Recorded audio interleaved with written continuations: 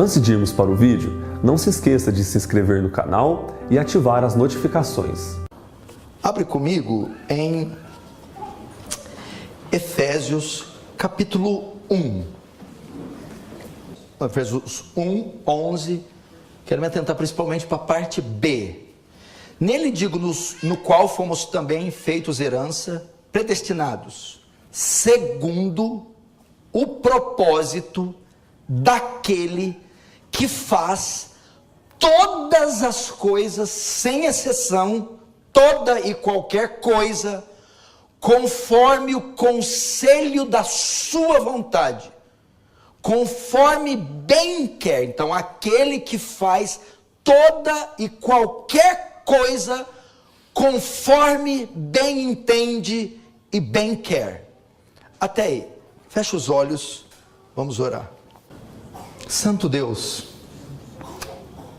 mais uma vez diante do Senhor nos colocamos, Senhor, diante da sua grandeza e da sua majestade, implorando o seu favor, implorando que abra um pouco dos teus palácios e nos deixe trafegar pelos corredores do seu saber. Nos deixa ver, ao menos as costas, ao menos a orla do seu ser. Por que pedimos isso?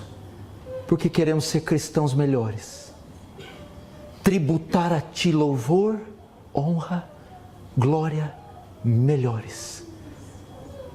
Oh Deus, a parte da sua graça isso é impossível, pois eu peço, despeja ela de forma abundante, em nome de Jesus, amém. Irmãos, preste atenção, o atributo que eu vou discorrer hoje é um dos atributos mais excelentes da natureza de Deus, é um dos atributos mais suntuosos, aterrorizantes, espantosos, que revelam o caráter e o ser de Deus. É a soberania de Deus, o governo, o controle total e absoluto que Deus tem sobre toda a criação. E quando eu digo criação, eu digo no céu, na eternidade e na terra.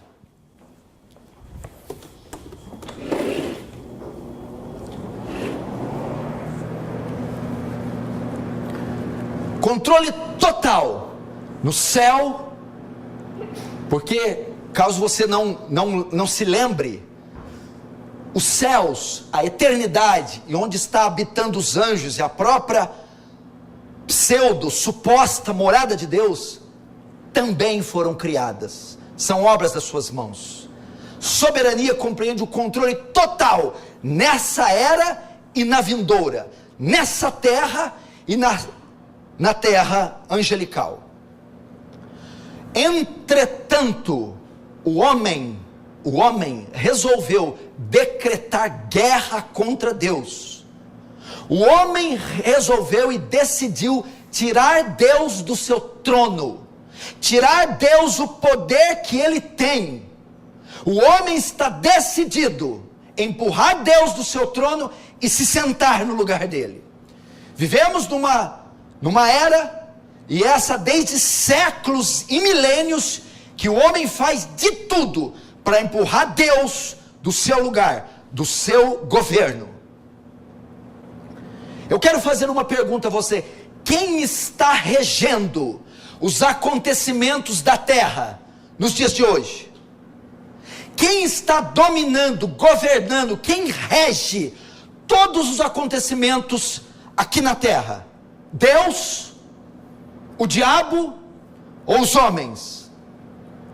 Que Deus reina supremo nos céus é geralmente reconhecido.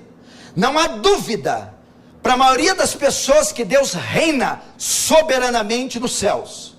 Agora, que Ele reina soberanamente sobre o mundo é universalmente negado. Mais e mais, através de suas filosofias, os homens estão levando a pessoa de Deus a um plano secundário. Não somente negam que Deus seja a causa ou o criador de tudo, como também negam que Deus controla tudo. Pressupõe-se, meu irmão, que as coisas que ocorrem são ordenadas segundo as leis da natureza, abstratas e impessoais. Desta forma, o Criador é banido da sua própria criação. Causa e efeito não são convergidos, atribuídos a Deus, e sim aos homens, e sim às causas naturais e à própria natureza. Parece que Deus talvez tenha criado o mundo, agora governá-lo é impossível. Quem, entretanto, está dirigindo as coisas do mundo hoje? Quem você acha que rege, governa e controla todo o universo e a terra que a gente vive? Vamos olhar as condições do nosso mundo para darmos essa resposta. Primeiro, as tragédias naturais, o caos. Só no começo desse ano você já viu quantas tragédias naturais que foram notificadas, desde a quebra da barragem em Brumadinho. Foram incêndios, crimes, tempestades, furacões, desde o tsunami, do tsunami, você vê inúmeras tragédias naturais que botam esse mundo de pernas para o ar. Segundo, panorama desse mundo para saber quem o governa: a injustiça. Vivemos num mundo onde os poderosos burlam as leis, onde a injustiça caminha e corre solta pelas ruas. O inocente é tido como culpado e o culpado como inocente. Segundo, os governos. Os governos são corruptos e confusos, batem cabeça, assinam tratados de paz e fazem guerra no outro dia. Não têm domínio sobre as suas nações, fazendo com que países e nações inteiras se tornem um verdadeiro caos. O caso da Venezuela, o caso da Síria, o caso de tantas nações da África. Hoje em dia tudo parece desconjuntado, tronos rangem e cambaleiam, dinastias milenares são subvertidas, povos entram em revolta e a civilização se torna um fracasso. Os estadistas estão perplexos e abalados. Essa é a condição da nossa sociedade. Como Cristo disse, Lucas 21, 26, o coração dos homens desmaiarão de terror e pela expectativa das coisas que sobrevirão ao mundo. Isso está acontecendo. Esta é a realidade da nossa sociedade. Um mundo como esse dá a impressão que é Deus quem está no domínio. Um mundo perdido, um mundo afundado num caos moral, num caos social, num caos político, num caos religioso, pode ser governado por Deus? Se voltarmos a nossa atenção para o campo religioso, então, há 20 séculos de pregação do Evangelho, Cristo ainda é o mais desprezado e rejeitado pelos homens, conforme Isaías 53. 19, 20, 21 séculos de pregação do Evangelho, Cristo ainda é rejeitado. Na maioria dos púlpitos modernos, ele é desonrado e é renegado. No campo religioso, muitos estão andando no caminho largo, que leva à perdição. Quase não se vê vestígios da salvação. O cristianismo é, na verdade, em termos de número, um verdadeiro fracasso. Tragédias mundiais, o que dizer dela? Primeira e Segunda Guerra Mundial. Deus não pôde impedir a Segunda Guerra Mundial. a guerra que mais matou, 70 milhões de mortos na Segunda Guerra. E Deus, segundo estudiosos, dizem que não teve capacidade de pôr fim a ela. Afirmava-se na época abertamente que as condições da guerra estavam além do controle de Deus. Coisas como essa dão a impressão que é Deus quem governa o mundo. Quem está dirigindo as coisas atualmente? Quem está dirigindo a terra? Deus, o homem ou o diabo?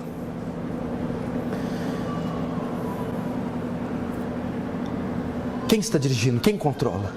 O cristianismo que ouvimos nos últimos 5 anos vai nos dar uma pista de quem controla o mundo. O cristianismo que nós temos ouvido, não é 5 não, nos últimos 50 anos, a pregação que temos ouvido nos últimos 50 anos, o cristianismo que temos vivido nos últimos 50 anos, vai nos dar uma pista de quem é que governa o mundo. Nos últimos anos, tudo que nós ouvimos é que Deus tem sempre o melhor para nós. Deus é um Deus de riqueza, fartura e prosperidade. Deus vai restaurar este mundo para os crentes governar. A pregação dos últimos 50 anos diz que haverá paz, diz que haverá curas, diz que haverá conforto, diz que haverá riquezas. Promete-nos da terra, toma posse por herança todo lugar que pisar a planta dos pés. Logo, por causa dessa inserção, por causa dessa insinuação teológica, que tudo ia convergir para o melhor, somos forçados a inferir que é o diabo que assumiu o controle, e não Deus. Pois as coisas não andaram como Deus queria. Por causa dessa teologia, que fez de Deus um fracassado, covarde, que fez de Deus um anão, que fez um capacho dos homens caprichosos, que na verdade são bodes, é o diabo que está controlando a terra. O Deus que essa teologia transmitiu para nós é mais digno da nossa compaixão do que da nossa adoração. Ele precisa ser ajudado. Ele é pobre, ele é fraco, ele não apita nada. Esse é o Deus propagado pelos grandes falsos profetas dos últimos 100 anos. É assim que eles pensam, que a cristandade pensa. Os próprios ímpios atribuem ao mal, às trevas, aos espíritos, aos demônios, o governo do mundo. Muitas igrejas dizem isso. Há quem diga que agosto é mês de diabo, há quem diga que ele trava uma batalha corpo a corpo, e Deus por pouco ganha dele, mas muito pouco mesmo. Agora, eu pergunto novamente, quem está regendo as coisas na terra hoje em dia? Deus, o diabo ou os homens? O que dizem as escrituras?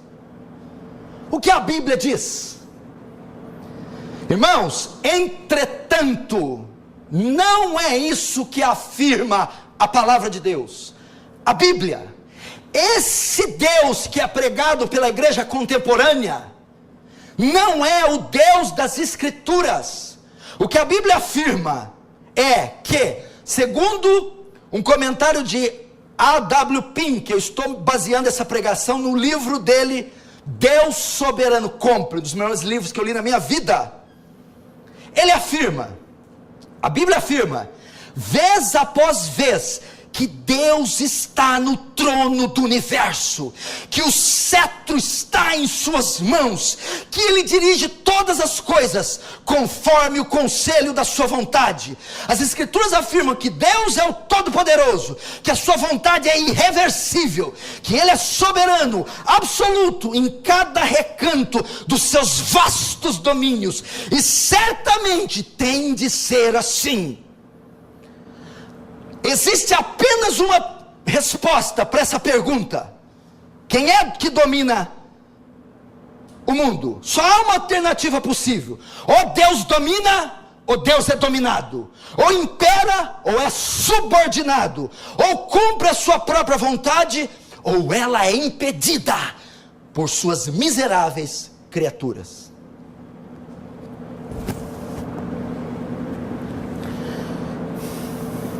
Irmãos, estamos sem dúvida no limiar de uma crise mundial. Sem dúvida. As nações estão em colapso. É o caos total. Qualquer cidadão da década de 20, de 30, se vivesse num mundo como hoje, acharia que estava em outro planeta. Em todos os lugares os homens estão alarmados, como Jesus diz, desmaiando de terror. Mas Deus não. Deus não está alarmado. Ele nunca se surpreende. Não há emergência inesperada para Deus, pois Ele é o Deus soberano. Deus não está assustado, Deus não está alarmado, as coisas não saíram do seu controle, porque Efésios 11 diz: Ele faz todas as coisas conforme o conselho da sua vontade, conforme bem lhe apraz, conforme Ele designa, conforme conforme a sua perspicácia. Portanto, escreve Pink, portanto, embora o mundo seja tomado pelo pânico, a palavra para o crente é: todas as coisas estão sujeitas ao controle imediato de Deus, e nada sai deste controle. Não há uma partícula de poeira viajando pelo universo que não esteja sob os olhos, governo e controle de Deus. Não existe. Todas as coisas que se movem-se segundo o seu eterno propósito. Então nós entendemos que todas as coisas que dizem a nosso respeito cooperam para o nosso bem, segundo o seu decreto, segundo o seu conselho, segundo a sua soberania. Você está assustado? Deus está no controle de tudo, absolutamente tudo. Sabe o que quer dizer Deus controlar tudo? O que é tudo? Nada está fora do tudo. Tudo é tudo. Meu irmão, quão pouco nós reconhecemos isso hoje em dia. Quão pouco os homens, as nações reconhecem o governo e a soberania de Deus. Até entre o povo de Deus isso é difícil de ser reconhecido.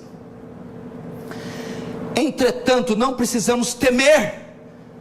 Deus é soberano, igreja. Por que não deve temer? Porque eu vou citar alguns atributos dentro da esfera da soberania, para mostrar para você que esse caos está na palma da mão de Deus, como um grão de areia. Não temas, porque Deus é justo, seus juízos caem sobre os que se rebelam contra Ele. Não temas, porque Deus é fiel e cumpre-se as suas promessas em nós. Não temas, porque Deus é onipotente e ninguém conseguirá resistir-lhe, muito menos ainda subverter-lhe o conselho. Não temas, porque Deus é onisciente, nenhum problema pode vencê-lo, nenhuma dificuldade pode furtar-lhe a sabedoria. Não temas, meu irmão. Pastor, mas e o caos? Exatamente porque Deus possui tal natureza. O que você vê hoje não é o descontrole. O que é? É o cumprimento dos juízos de Deus nessa terra. Ou seja, tudo que está aí, permitiu. É a sua vontade sendo cumprida em forma de juízo.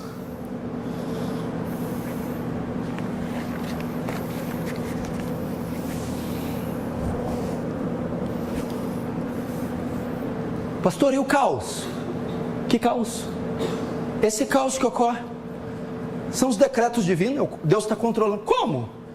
Aplicando os seus juízos contra o transgressor, contra o impenitente, o violador da lei, o blasfemo, o corrupto, o mau, o idólatra. Fruto das suas más ações. É exatamente isso. Agora nós vamos entrar na definição da soberania de Deus. A soberania de Deus é a definição. O que é soberania? O que significa esse atributo? O que significa Deus ser soberano? No que consiste parte da essência de Deus em ser soberano?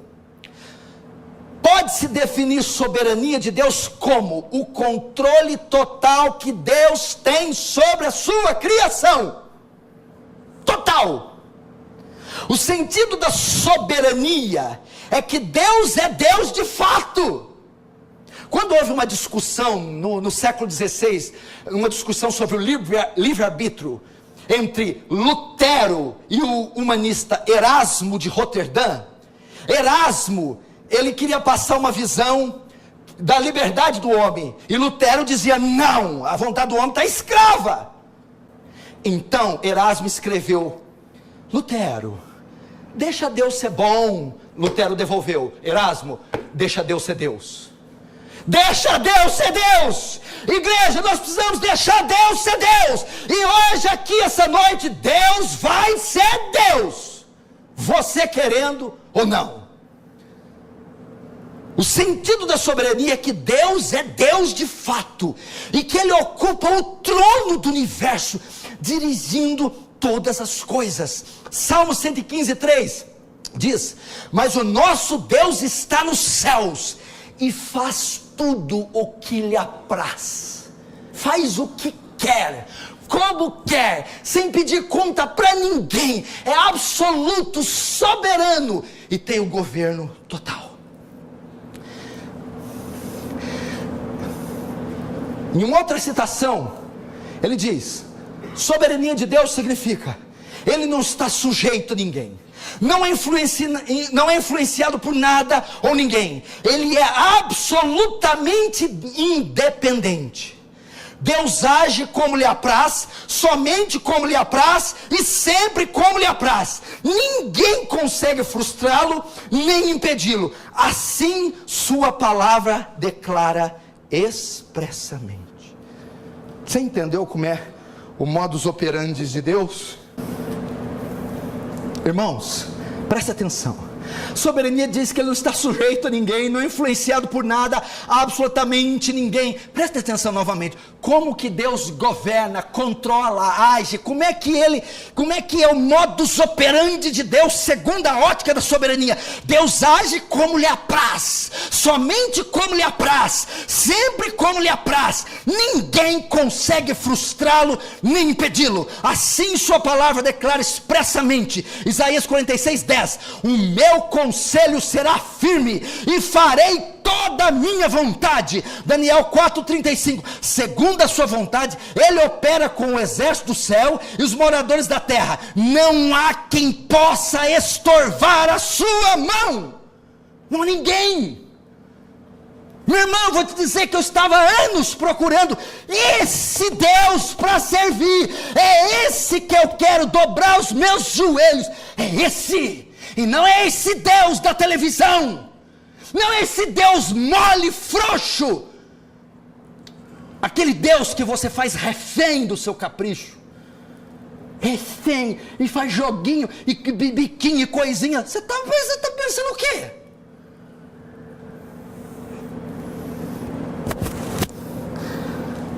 Acerca da soberania de Deus, Charles Haddon Spurgeon disse, escute, não há doutrina mais odiada pelos ímpios, pelos falsos crentes, do que a doutrina da soberania de Deus. Os homens se dispõem a permitir que Deus esteja em toda parte, menos no seu trono. Dispõem-se dispõem-se a deixá-lo em sua oficina. Os homens deixam Deus formando mundos e criando estrelas. Deixarão que Deus sempre esteja em seu dispensário a distribuir esmolas e conceder benefícios. Permitirão que fiquem sustentando a terra e mantendo firmes suas colunas, que acenda os luzeiros do céu e governa as ondas do oceano. Mas quando Deus sobe no seu trono, suas criaturas rangem os dentes. E quando nós proclamamos um Deus entronizado, falando da igreja, e o seu direito de fazer o que quiser, então os homens nos vaiam, nos amaldiçoam e se fazem de surdo para não ouvir, porquanto Deus no seu trono não é o Deus que eles amam, mas Deus no seu trono é o que muito nos agrada pregar, e é em Deus no seu trono que nós confiamos. É Deus no seu trono, e hoje nós vamos botar Deus no trono. Não que ele já não esteja, por favor, mas nós vamos reconhecer isso hoje. Ainda a título de explicar o que é soberania de Deus. O que queremos dizer com essa expressão? Se você não entendeu ainda o que Deus quer dizer quando ele diz que ele é soberano, para incutir isso, para você entender que o seu Deus não fica lá no elevador com aquele chapéuzinho quadrado, para onde você vai, o que você quer? Não. Queremos afirmar a supremacia de Deus, a realeza de Deus, é declarar que Ele é o Altíssimo, o qual tudo faz segundo sua vontade no exército do céu e entre os moradores da terra. Daniel 4,35 diz que não há quem lhe possa deter a mão, nem lhe dizer, que fazes? Por que fazes?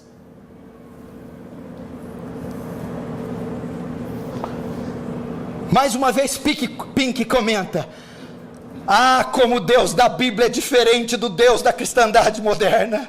O conceito de divindade que predomina hoje em dia, mesmo entre os que professam crer na Escritura, é uma deplorável caricatura, uma burlesca imitação da verdade. O Deus do século XX é um ser enfraquecido, pálido, incapaz, que não infunde respeito a qualquer pessoa que realmente pensa. O Deus que as pessoas concebem em suas mentes é uma invenção.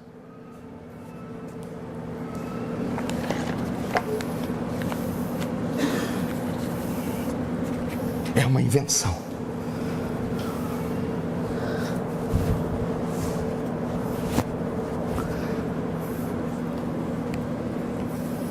É uma invenção. O que mais significa ser soberano? A soberania de Deus. A soberania significa que Deus nunca foi pego de surpresa. Não. Lembra dos anjos que pecaram? Segundo Pedro, Judas fala dos anjos que não guardaram o seu domicílio. Lá no céu houve uma rebelião, uma revolta. Deus sabia, Deus previu que eles cairiam. No entanto, colocou no estado condicional próprio de criaturas mutáveis e permitiu que caíssem, embora não sendo o autor do pecado deles. Deus não é pego de surpresa. Deus sabia que havia uma rebelião e Deus, nos seus decretos, na sua soberania, permitiu que eles usassem o seu poder de escolha para pecar e cair. E porque Deus permitiu? Para cumprir os seus desígnios que ultrapassam até o pensamento dos anjos. Adão, não. Você acha que Deus não sabia que Adão ia cair? Você acha mesmo? Você tem ideia? Veja só, assim também Deus colocou soberanamente Adão no jardim do Éden, no estado condicional. Se lhe aprovesse, tê-lo ia colocado no estado incondicional. Poderia tê-lo colocado numa outra posição. Em vez disso, preferiu, pelo seu conselho, pela sua vontade, colocá-lo no Éden, sobre a base da responsabilidade como criatura, de modo que permanecesse ou caísse, conforme correspondesse ou não, a sua responsabilidade. Deus quis. Se eu quisesse, eu não tinha dado arbítrio para Adão, mas eu dei. Se eu quisesse, eu não tinha botado uma árvore, mas eu botei. Se eu quisesse, eu não tinha dado uma lei, mas eu dei. Ou seja, a queda de Adão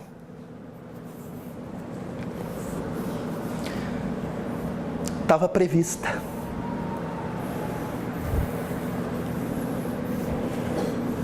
Foi Deus que causou a queda? Não. Mas se Deus sabia, por que não impediu? Por que não impediu? Porque quis. Quis, só isso. Quis. E quem aqui pode dizer que ele não pode querer? Ele quis, só isso. Ele quis, só isso. Foi o desejo, a vontade. Ele quis. E por que ele quis? Porque ele quer o que ele quer. Ele é soberano. Não foi pego de surpresa? Irmão,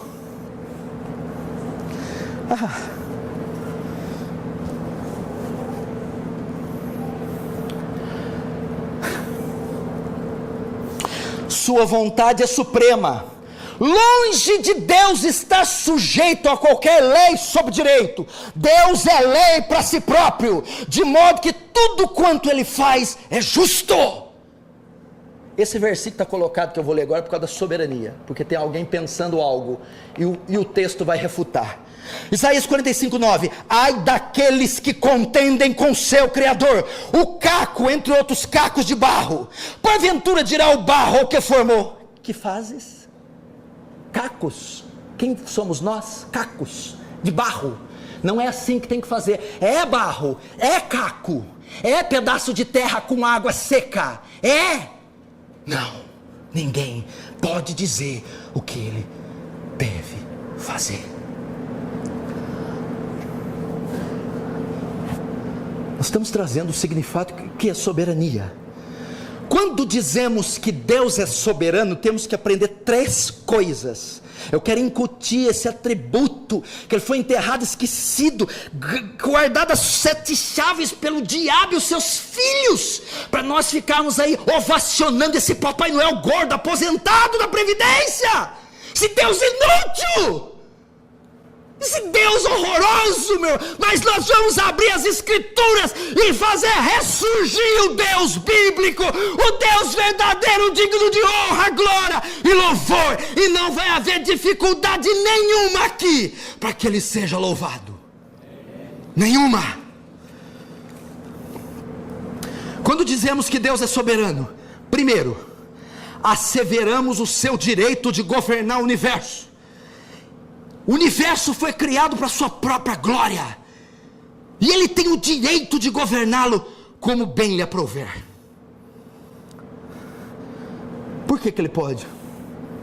Porque é dele.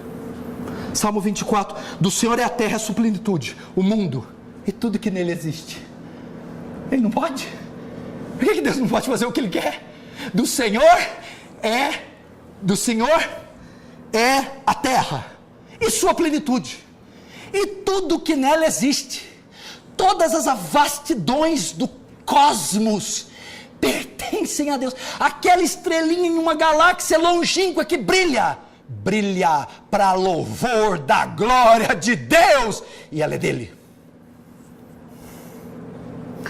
Segundo, quando dizemos que Deus é soberano, primeiro, asseveramos o direito de governar o universo. Segundo, que Deus não está sujeito a nenhuma regra ou lei fora da sua própria vontade, que Ele é a sua própria lei, não tendo qualquer obrigação de prestar contas dos seus atos a quem quer que seja. A única regra e lei que Ele obedece é a que Ele mesmo impôs para si, e Ele não presta contas para ninguém. Ele é soberano. Terceiro, quando dizemos que Deus é soberano, dizemos que o seu poder é exercido conforme Ele quer, quando Ele quer e onde Ele quer. O seu poder, a capacidade de execução, de ordenar. Soberania significa que Ele executa, exercita conforme Ele quer, quando Ele quer e onde Ele quer. Agora, Quando olhamos a história, muitas perguntas nos vêm à cabeça. Não vem? Você lembra de alguma coisa da história? Qualquer história secular, religiosa, militar, republicana, monárquica.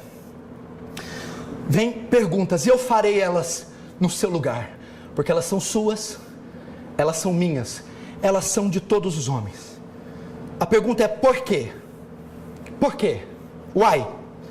Por que homens de fé não foram libertados da mesma forma que outros? Por que o poder de Deus interveio para salvar alguns, mas não salvou outros? Por que Deus permitiu que Estevão fosse apedrejado e Pedro fosse libertado da prisão? Por que Deus conferiu a Matusalém uma vitalidade que o capacitou a sobreviver a todos os contemporâneos e outros não? Por que Deus concedeu a Sansão uma força física e nunca mais a nenhum homem? Porque alguns sofrem, outros não. Porque alguns têm livramento, outros não. Porque Deus usa, levanta alguns e outros não. A resposta a todas as perguntas é: porque Deus é soberano, e sendo soberano, faz o que quer. Por essa razão. Salmo 135, 6. O Senhor faz tudo o que lhe apraz, no céu e na terra, no mar e nas profundezas das águas. É por isso. Porque Deus usa ele e não usa você? Porque ele não quer. Só isso. Por que eu sofro e outro não? Porque ele quer. É só isso. Ele decretou. Ele governa. Assim ele quer. Essa é a resposta. Por que na época, por que Elias fez um monte de milagre e João Batista não? Porque ele quis. Ele quis. Por que homens mais santos morrem, passam dificuldade financeira, doença, e homens mais imorais prosperam, são mais felizes? Porque ele quer. Porque ele quer. É só isso. Ele não quis dar poder para prodígio para Davi. Ele não quis. Deu para Eliseu. Ele não quis dar poder prodígio para João Batista. Deu para Elias. Ele não quis. Você entendeu? Eu vou concluir a primeira parte.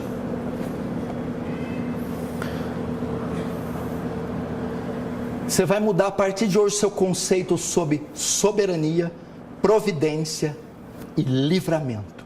Todo mundo, quando tem um livramento, um livramento de um acidente de carro, diz: foi a providência divina. Deus entrou com a providência. Foi a soberania de Deus que impediu aquele carro de bater. Quando você está sentindo uma dor e todo mundo fala: isso aí é um tumor maligno, câncer, você vai lá, dá benigno. Olha a providência. Foi Deus que não deixou ser tumor maligno. Providência, soberania, foi de Deus. Quando passa lá o seu filho, o carro quase atropela, foi a mão de Deus. Sim, decreto de Deus, providência de Deus. Mas espera lá, quando você sofre o acidente, também foi providência de Deus. Quando o resultado da tumor maligno é providência de Deus. Quando assaltam sua casa e levam tudo, providência de Deus. Quando rejeitam, negam, ofendem você, hostilizam, providência de Deus, é decreto de Deus. Deus permitiu, Deus quis. Por quê? Porque quando Ele livra você, Ele cumpre os seus decretos, sua vontade. Quando Ele capota você num carro, Ele também cumpre os seus decretos e a sua vontade, a sua vida. Então, na vida do crente, tribulação, acidente, enfermidade, hostilidade, perseguição, é a mão de Deus, é a providência de Deus cooperando para o seu bem. Quando você fala assim: por que Deus permitiu isso? Você já falou isso quando Ele livrou você? Quando pagaram suas contas? Você já falou? Por que Deus permitiu me livrar? Por que Deus permitiu me pagar as contas? Você tinha que perguntar. Agora, quando capota o carro, por que Deus permitiu? Eu vou te responder. Porque Ele quis. Porque é a providência dele. Assim como vem, meu irmão, o sustento financeiro doado por alguém, também vem a fome. A fome é providência. Não foi ele que mandou seca nos 3 anos e meio, quando Elias estava exercendo seu ofício. Teve fome, miséria em Israel. Quem é que lançou a miséria? Deus, na sua providência, decretou, ordenou: não vai ter chuva nem comida. Lembra quem entendia bem isso? Jó. Perdeu tudo, hein, Deus? Aí a mulher dele, quem é a mulher de Jó? Levanta a mão e amém? Ainda mantém a integridade, amaldiçoa seu Deus e morre. Mulher, não recebemos dele o bem, providência. Não receberíamos também o mal, providência. Quem é que causou tudo aquelas coisas em Jó? Satanás, pastor. Foi Deus. Porque Deus estava com o controle do diabo aqui. E quando Deus disse: vai, mas não tire ali a vida. Deus dando ordem para o diabo. Sabe o que Deus falou? Vai e detona ele, só não mata. Foi Deus que falou. Foi Deus. Vai. Deus que abriu a jaula. Vai, leão. Vai. Você pode unhá-lo, pode sacudi-lo como um boneco de pelúcia, só não tire a vida. Sabe o que é isso? Como é que é o nome disso? Decreto, ordem, soberania. Eu sempre fui uma pessoa de uma família muito pobre. Perdi meu pai com 5 anos de idade, um motorista. E a minha mãe aposentada que não sabia, só sabia escrever o próprio nome, criando nós com muita dificuldade, muita pobreza, muita dificuldade. Um dia saiu uma ação na justiça, uma indenização que a morte do meu pai trazia, que nós tínhamos direito, depois de anos. Aí nós fomos entrar no juízo para receber ela. Nessa época eu me converti e comecei a orar: Deus, nós estamos precisando desse dinheiro. No primeiro ano eu orei. Passou 1, 2, 3, 5. Senhor, o Senhor não está vendo isso aqui? Senhor, dá livramento. Sabe quanto que veio o dinheiro? 8 anos depois. E sabe por que o dinheiro só veio 8 anos depois? Porque foi providência. Deus que Deus, eu não libero, eu não solto, eu não dou. E eu não entendia. Quando chegou no 8º ano e deu, eu falei: agora eu sei por que Deus não deu. Eu não estava preparado. Poderia ter me desviado. Meus irmãos não estavam preparados. Poderiam ter se perdido. O dinheiro veio na hora exata. Então foi providência deixar nós 8 anos sendo humilhados.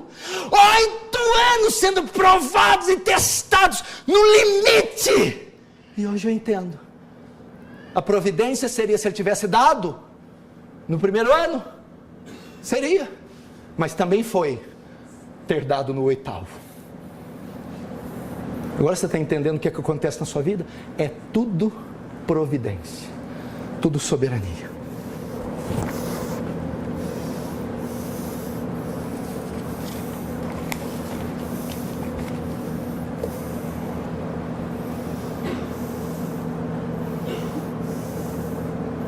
Quanto tempo será que eu falei? –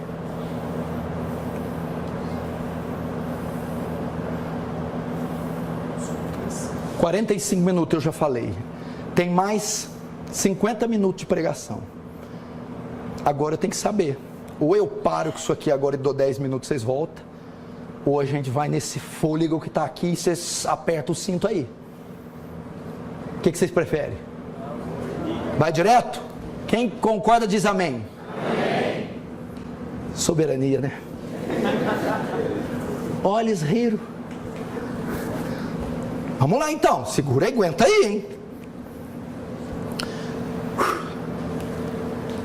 Oh Deus, se assenta no teu trono, Deus. Oh Deus, chega, Deus, cansamos, chega. Não dá mais para adorar esse Papai Noel, chega, Deus. Chega, por favor. desencrostra esse Deus covarde do nosso coração. Chega desse fantoche, dessa caricatura, desse duende, desse boneco. Chega, Senhor, chega. Volta para o teu trono, Senhor. Volta, pelo menos, em nossos conceitos. A soberania de Deus agora, na criação e na administração. Vamos ver a soberania de Deus, como Deus governa e controla a criação, como Ele cria e como Ele administra o que cria. Vamos ver a soberania de Deus na criação e administração. Salmo 103, 19. Nos céus estabeleceu o Senhor seu trono, e o seu reino domina sobre tudo.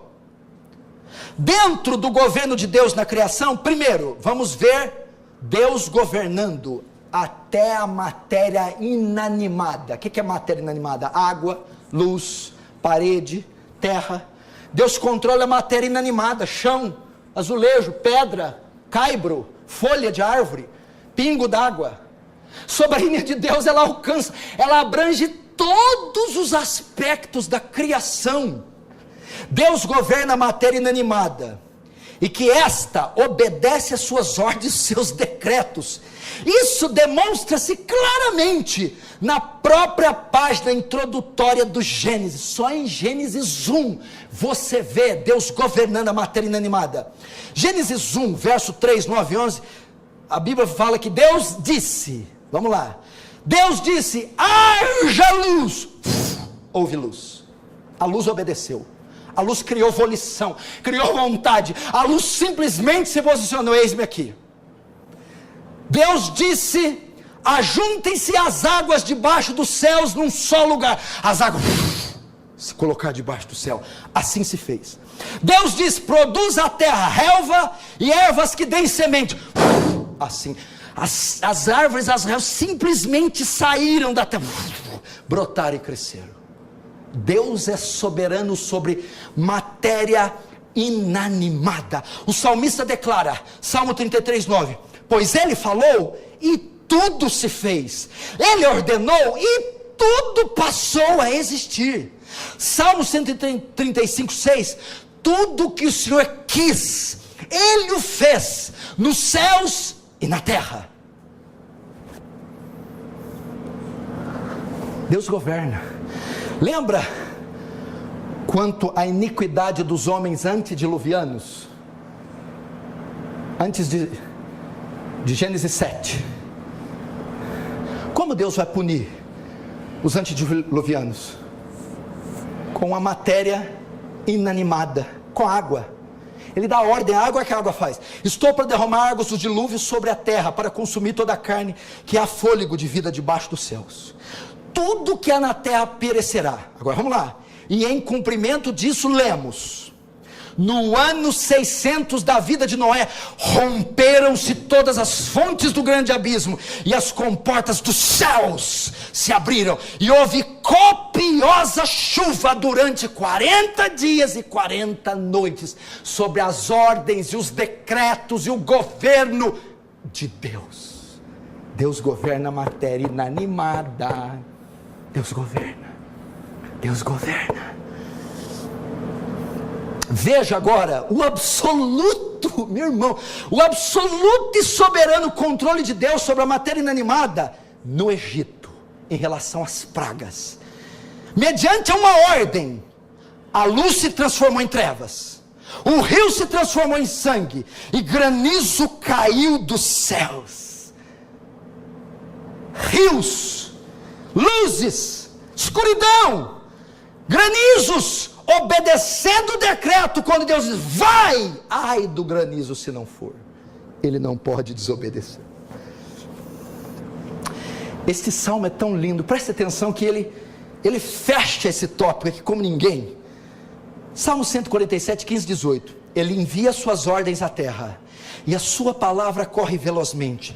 Dá neve como lã, e espalha a geada como cinza. Ele arroja o seu gelo em migalhas. Quem resiste ao seu frio? Manda a sua palavra e o derrete, faz soprar o vento, e as águas correm. Deus controla tudo, meu irmão, tudo está no poder, sobre o cetro dele, existe. As mudanças dos elementos na natureza estão sujeitas ao controle de Deus.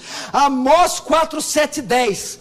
Também fui eu, olha Deus, eu é quem retive a chuva, quando ainda faltavam 3 meses para a colheita. Eu é que mandei a chuva a uma cidade, mas não a outra. Uma plantação teve chuva e outra secou.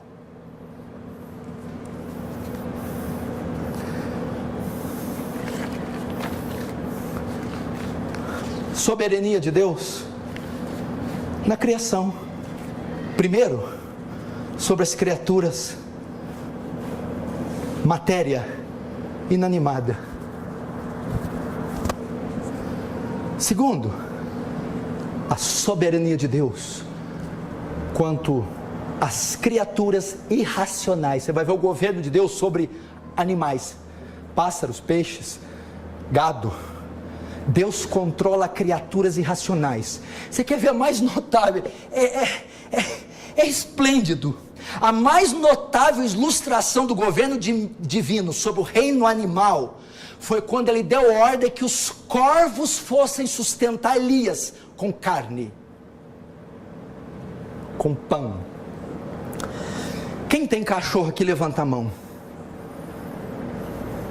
Se você der um bife para o cachorro e dizer, vai lá levar para o papai, para a criança, o que o cachorro faz?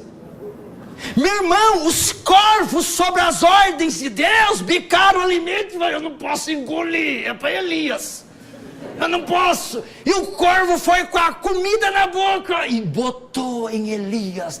Deus deu ordem, vão lá, tirem comida, não comam e sirvam o meu profeta Elias. A soberania de Deus, os instintos naturais daquelas aves foram submetidos à vontade divina.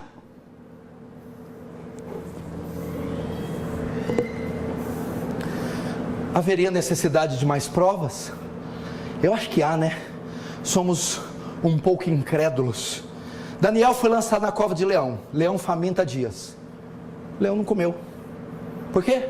Deus falou, fecha a boca. Como é que fala em inglês, fecha a boca? Shut up. Fecha a boca. O leão ficou assim, ó.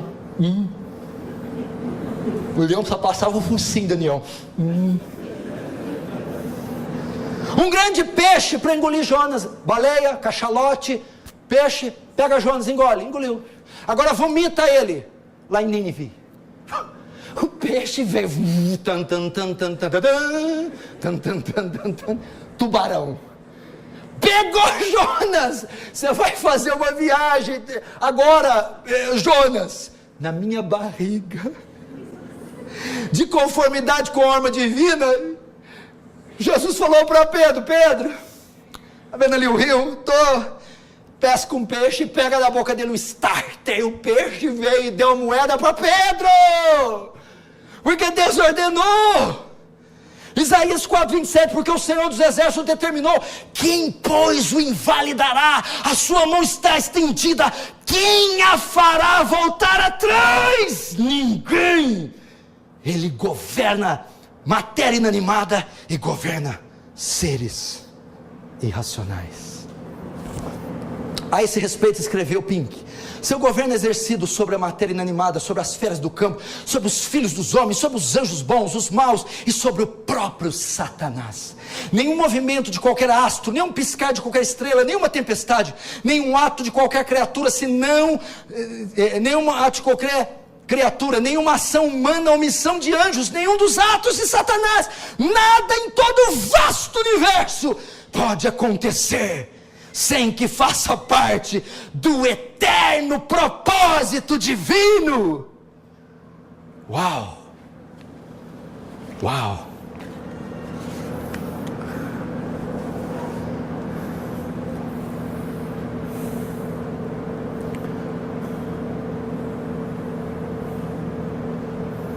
Deus é incrível. Rapaz, eu estava procurando, era um Deus desse aqui, viu? É esse aqui que eu quero adorar. É esse aqui. Esse aqui vale a pena até ser punido. Se for mandado para o inferno por esse aqui, tem que ir aplaudindo. Não sei se a queda é muito longa, vai caindo, vai aplaudindo. Vai batendo palma. Vai batendo palma. Eu vou dar uma antecipada aqui para você. Tem folha para dedéu aqui. Agora, o grande finale. Último tópico. A soberania de Deus quanto à salvação. A soberania de Deus, o governo. Engraçado que Deus controla tudo. Agora quem vai ser salvo ele não controla. Ele controla o alpiste do passarinho. Agora quem ele manda para o céu e manda para o inferno, ele não pode controlar. Mas essa noite nós veremos com quantos paus se faz uma canoa. A soberania de Deus no tocante, concernente à salvação. Jonas 2,9: ao Senhor pertence a salvação. Salvação é de Deus, obra exclusiva, absoluta, soberana, unilateral de Deus. É Deus quem salva e acabou. É Deus. Jonas 2,9. Agora nós vamos ver o que muitos pensam sobre a participação de Deus na salvação. O quanto Deus participa da salvação e o quanto Deus participa da condenação de alguém. O que é que os homens pensam? Presta atenção. Dizer que Deus Pai propôs a salvação de toda a raça humana, que o Filho de Deus morreu com a expressa intenção de salvar todos os homens, e que Deus Espírito Santo está agora esforçando-se por ganhar o mundo inteiro para Cristo, quando o que pode se observar facilmente é que a grande maioria dos nossos semelhantes está morrendo no pecado, seria o mesmo que dizer que Deus Pai está frustrado, Deus Filho está insatisfeito e Deus Espírito Santo foi derrotado. Lançar a culpa da condenação dos homens no diabo, como muitos fazem, não remove a dificuldade, porque se Satanás está anulando o propósito de Deus em salvar os homens, então Satanás é onipotente e Deus já não é mais o ser supremo. Então o diabo que é onipotente, porque o diabo que determina quem é salvo e quem não é, o diabo é que manda. Deus quer salvar, mas não pode, o diabo não deixa. Deus deixa eu salvar, o diabo não. Você acha que o Deus que eu acabei de pregar aqui pede bênção para Satanás? Você conhece grilo? Quem conhece grilo? Percevejo, pulga. Só numa linguagem para você entender, é isso que o diabo representa perto de Deus. Um percevejo, uma pulga, uma ameba.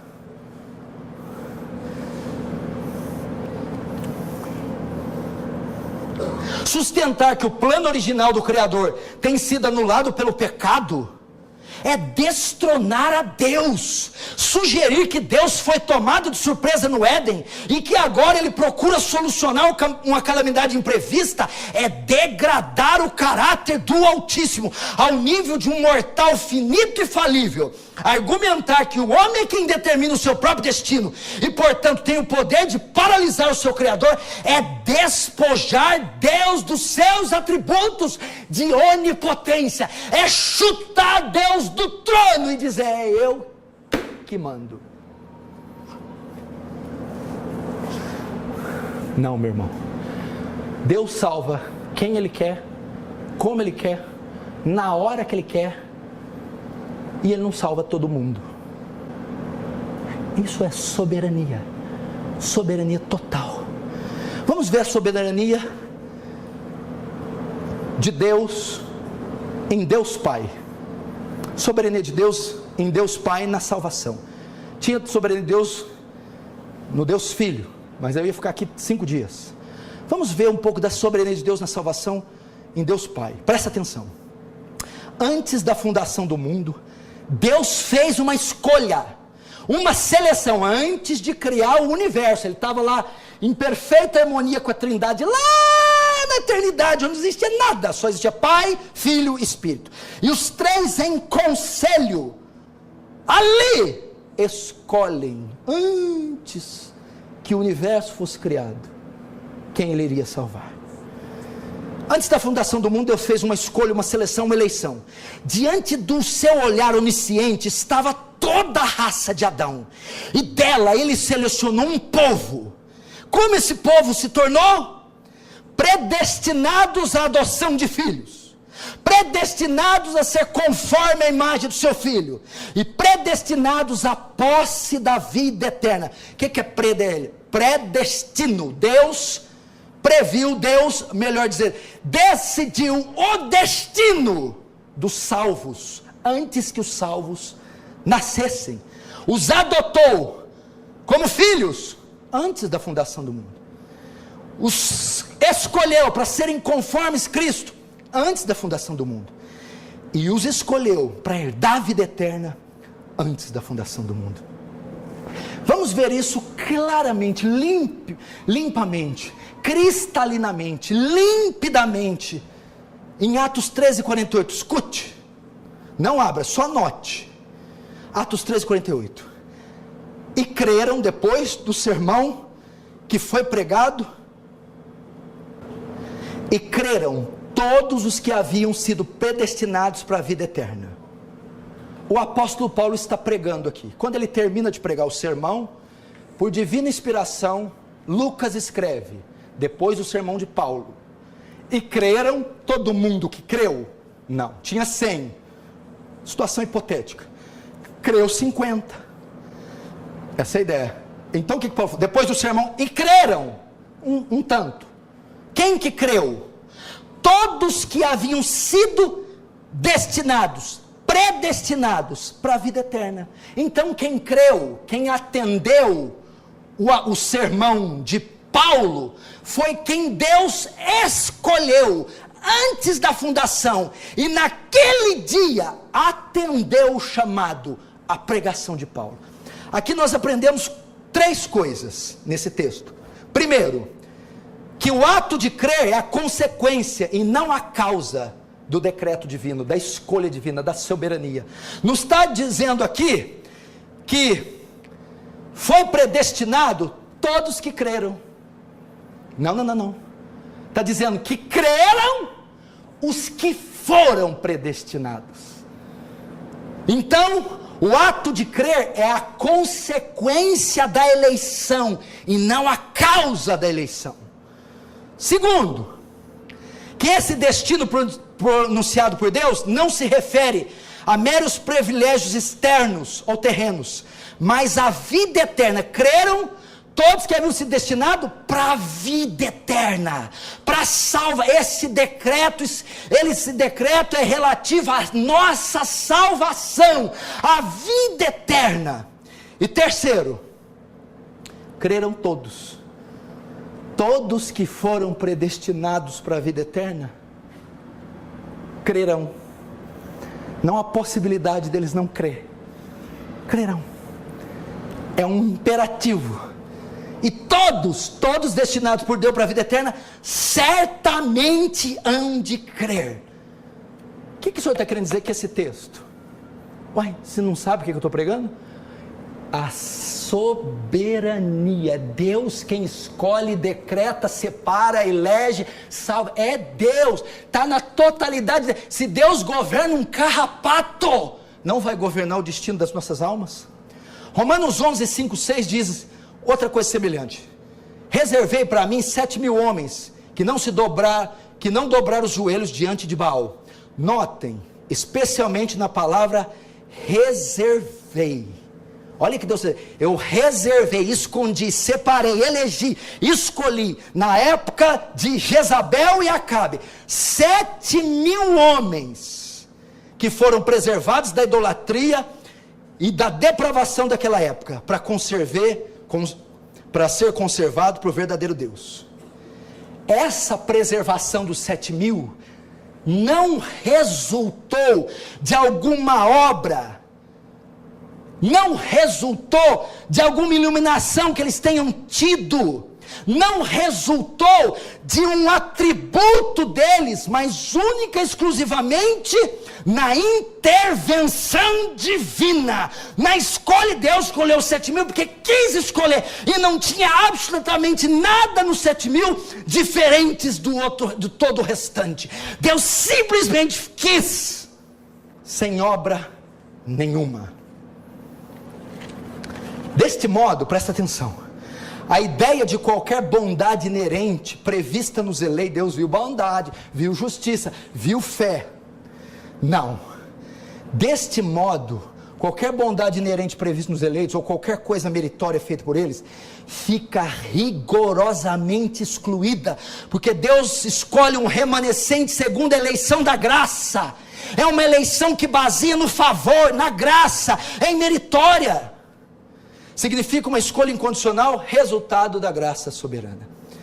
Veja outro texto que mostra isso claramente, 1 Coríntios 1, 26 e 29. Irmãos, pensem no que vocês eram quando foram chamados. Pouco eram sábios segundo os padrões do mundo. Mas Deus, primeiro, escolheu as coisas loucas do mundo para envergonhar sábio. Segundo, e Deus escolheu as coisas fracas do mundo para envergonhar as fortes. Terceiro, e Ele escolheu as coisas significantes do mundo para desprezar as que nada são, para reduzir a nada as que são, para que ninguém se glorie.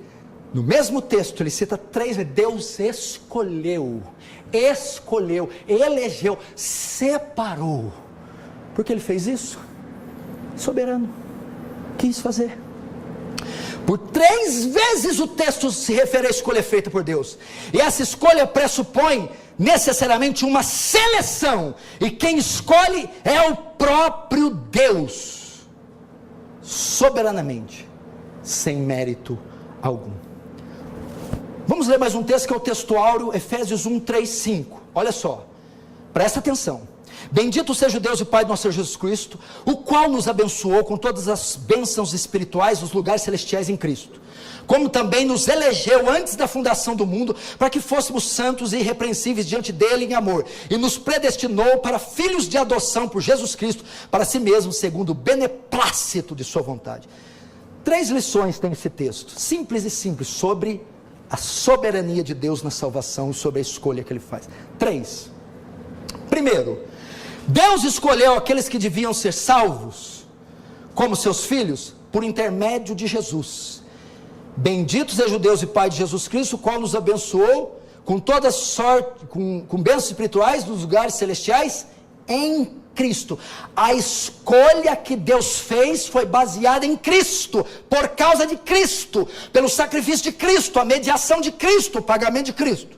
Segundo, que essa escolha não foi feita depois da queda de Adão, mas foi antes de Adão ser criado, foi antes da própria fundação do mundo que Deus nos escolheu em Cristo. Se não, vejam como também nos elegeu antes da fundação. Não havia obra, pecado original, não havia nada, não havia nem cosmos. Deus escolheu antes. E terceiro, finalmente somos informados acerca do fato que Deus não procurou o conselho de quem quer que fosse, mas antes fomos predestinados segundo o beneplácito da sua vontade. Deus salva, Deus escolhe, Deus elege conforme o beneplácito da sua vontade. Que é isso? Conforme o bom prazer da sua vontade, conforme Ele quer, conforme Ele ordena, conforme Ele deseja, conforme Ele decide, sem pedir conselho para ninguém. É assim que Deus salva. É assim. 2 Timóteo 1,9. Aí se você falar, não é assim, tirou a soberania de Deus. Não é assim, como que é então? Pode o vaso perguntar para o olheiro, por que me fizeste assim? Como é que é então? A Bíblia está falando que é assim, Deus está falando que é assim. Você está vendo onde nós erramos? É querer chutar Deus deixa Deus no trono. 2 Timóteo 1,9. Que nos salvou e nos chamou com santa vocação. Agora olha só o que se baseia a eleição. Não segundo nossas obras, mas conforme a sua própria determinação, decreto, vontade, ordem e graça, que nos foi dada em Cristo Jesus, antes dos tempos eternos. Meu irmão, você está aqui? Pergunta para mim, pastor, por que eu estou aqui? Não sei. Eu sei porque Ele te escolheu. Melhor nessa pergunta. Pastor, se eu estou aqui, Ele me escolheu. Sim. Por que Ele me escolheu? Segundo o bom prazer da sua vontade. Segundo sua ordem. Ou você vai dizer, não, Ele me escolheu porque Ele previu. Previu o quê? Não, Ele me escolheu porque Ele previu o quê? Previu corrupção. iniquidade, injustiça, depravação, rebelião. Então ele ia te escolher? Não previu nada. Previu um pedaço de carne cheio de pecado, uma bola de carne que cai no inferno. Aí pegou essa bola de carne, soprou nela, vem e viva. Melhor, viva e vem, porque não dá para vir sem viver, né? Tô acabando, não fique nervoso e não olhe no relógio. Se eu olhar no relógio, essa pregação vai estar às 4 da manhã. Aí você não vai aguentar, aí a gente leva hoje. Irmãos, eu estou terminando, agora é a última folha, aguenta aí. Meu irmão, como a linguagem da Escritura Sagrada é clara e precisa, Deus nos salvou e nos chamou com santa vocação, não segundo nossas obras, mas conforme sua própria determinação e graça, que nos foi dada em Cristo Jesus antes dos tempos eternos. A causa da escolha feita por Deus se encontra em Deus mesmo, e não nos objetos de sua escolha, a saber, eu e você, nós. Para encerrar, mas se o Senhor salva, por que não salvam todos? Não, mas se o Senhor salva, por que não são todos que se salvam? E se alguns são salvos, por que não são todos salvos? Por que são somente alguns? Mais uma vez, mas se o Senhor salva, por que não são todos os que se salvam?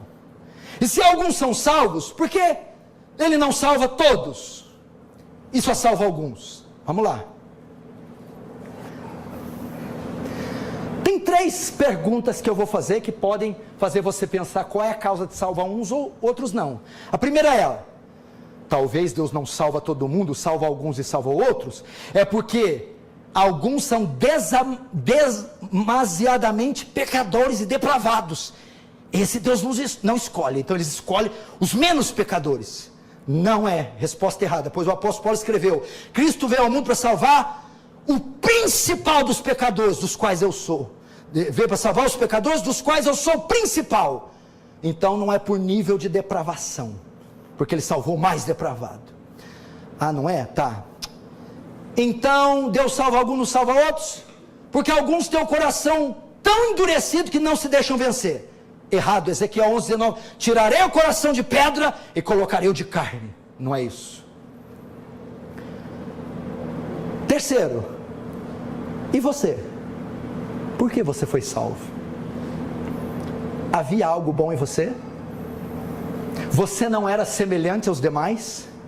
Você não andava no conselho dos ímpios, não se detinha no caminho dos pecadores, não se sentava na roda dos escarnecedores?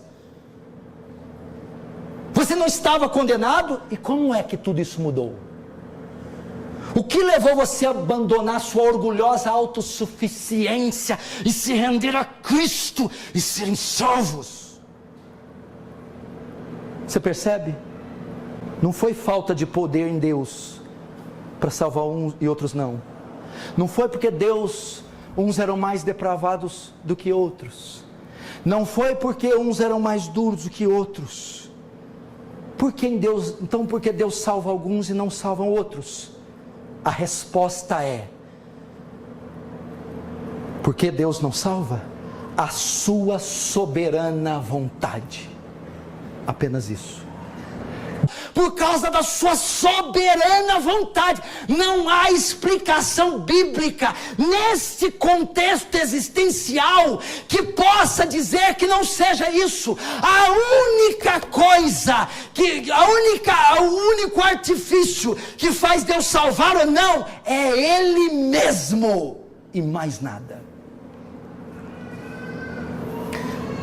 Isaías 14:27, porque o Senhor dos Exércitos o determinou, e quem invalidará? E sua mão está estendida, quem pois a fará voltar atrás?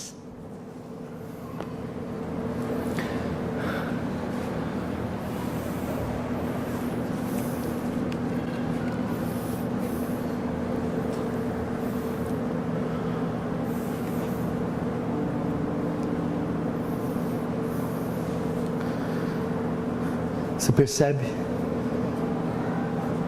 Qual é a causa de Deus salvar uns e não salvar outros? Se alguns são salvos, porque todos não são, e porque são somente alguns. Resposta: a vontade soberana de Deus, o decreto de Deus, o governo de Deus, a ordem de Deus, a escolha de Deus, a eleição de Deus, a predestinação de Deus. Você tem coragem de falar que não é assim?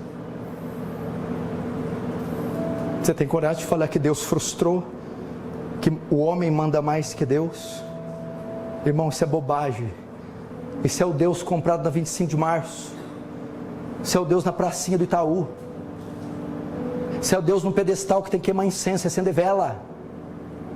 Esse é o Deus João Bobo, aquele boneco inflável que ia areia embaixo. Esse aqui não. Esse aqui não. Deus é soberano. A salvação se baseia na sua escolha absoluta, soberana, definitiva, decretiva. É isso. Termino com esse versículo, Isaías 46, 9 e 10. Lembrai-vos das coisas passadas da antiguidade. Escute o versículo. A gente fala um monte assim de versículos e você não capta, mas eles têm tanta força que faz vibrar a nossa espinha dorsal. Veja só: lembrai-vos das coisas passadas da antiguidade, que eu sou Deus e não há outro. Eu sou Deus e não há outro semelhante a mim, que desde o princípio anuncio o que há de acontecer, e desde a antiguidade as coisas que ainda não sucederam, e que digo: o meu conselho permanecerá de pé, e eu farei toda a minha vontade. Eu termino dizendo: Deus é soberano em tudo. Em tudo. Em absolutamente tudo.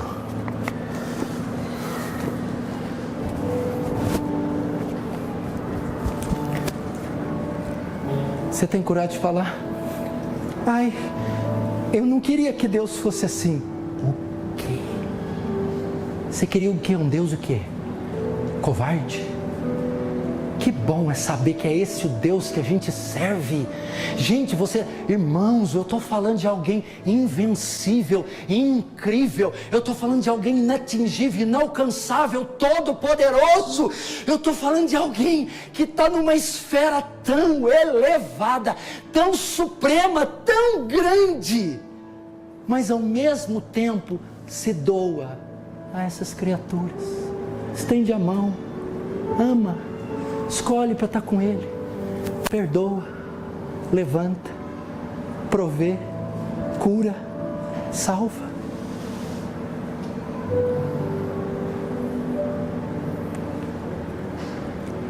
Como é diferente orar para um Deus assim, ler a Bíblia pensando em Deus assim, levantar as mãos para um Deus assim. Você está aqui pensando: meu Deus, Ele está cuidando lá da minha casa. O menino está lá, abrir a geladeira, vai rolar um pote de maionese, vai cair. Deus está ali.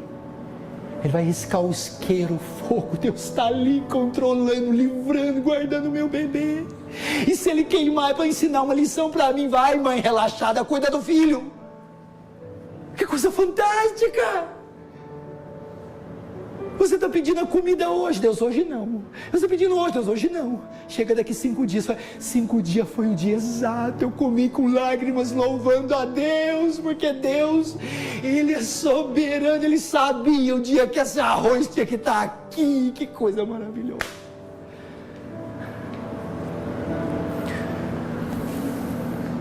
E a salvação? Essa eu quero te pegar.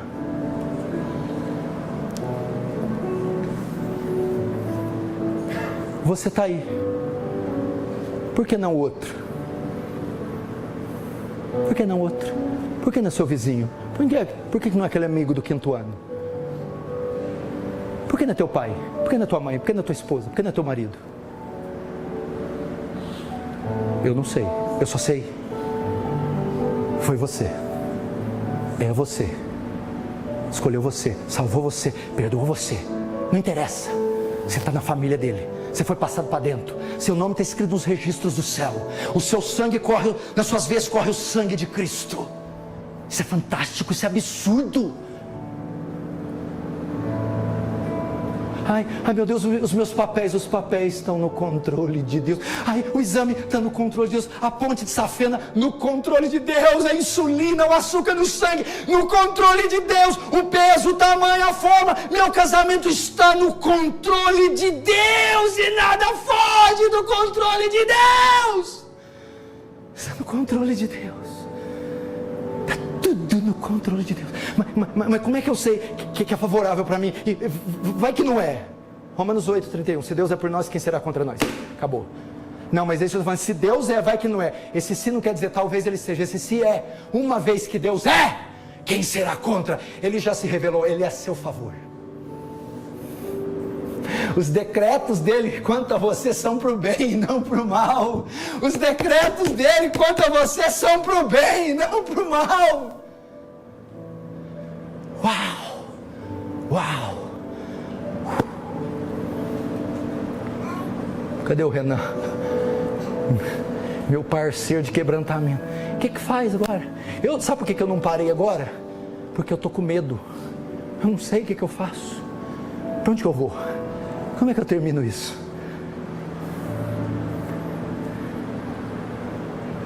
Gente, eu vou falar mais uma vez para vocês.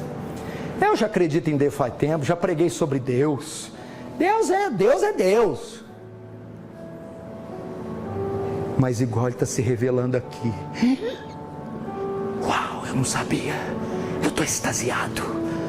Ele é muito maior do que eu pensava. Ele é muito mais grande. Ele é muito mais poderoso. Ele é demais, Ele é demais. A minha mentezinha, oquinha, não pode conter. Esse coraçãozinho não aguenta. Ele vai parar. É muita grandeza. É muita glória. Uau. Eu estou assim. Meu Deus do céu. Vamos curvar nossa cabeça, vamos orar. Se sentir de ajoelhar, ajoelha. Gostou do vídeo? Então não se esqueça de se inscrever no canal e acionar as notificações. Estamos pedindo isso por conta das novas normas do YouTube. Para isso é necessário seguir 3 passos: se inscrever no canal, ativar as notificações clicando no sininho ao lado do botão inscreva-se e curtir o nosso vídeo. Fazendo isso, você irá contribuir com o canal e ajudará a levar o Evangelho para mais pessoas. Deus abençoe.